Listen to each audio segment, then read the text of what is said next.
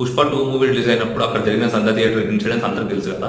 So అప్పుడు మన CM Revanth Reddy గారు అల్లు అర్జున్ ని కొన్ని మాటలు అన్నారనమాట. హీరో గాని ప్రొడ్యూసర్ గాని ఎవరు గాని ఆ కుటుంబాన్ని, చనిపోయిన కుటుంబాన్ని గాని, హాస్పిటల్లో చావు బతుకుల మధ్యలో ఉన్న పిల్లవాడిని పరామర్శించడానికి కూడా పోలేదు అధ్యక్ష. ఒక్క రోజు కోసం పోలీస్ స్టేషన్ పోయిన ఇంటికాడ క్యూ కట్టి ప్రభుత్వాన్ని తిడుతున్నారు, నన్ను తిడుతున్నారు, అతన్ని పరామర్శిస్తున్నారు. ఏమైంది అధ్యక్ష? అతను కాలు పోయిందా, కన్ను పోయిందా, చేయి పోయిందా, ఏమైనా కిడ్నీలు దెబ్బతిన్నా, ఏమైంది?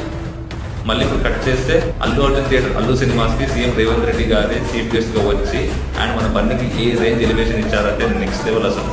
భవిష్యత్తులో అల్లు అర్జున్ ఇంకా రాణించాలి, పాన్ ఇండియానే కాదు హాలీవుడ్లో కూడా రాణించాలి, అంటే అక్కడికి కూడా రీచ్ అవ్వాలి. సో ఏ థియేటర్ వల్ల ఒకప్పుడు బండికి ఇన్సల్ట్ జరిగిందో మళ్ళీ అదే థియేటర్ కట్టి ఎవరైతే అతన్ని ఇన్సల్ట్ చేశారో వాళ్ళతో ఎలివేషన్ ఇప్పించుకున్నారు.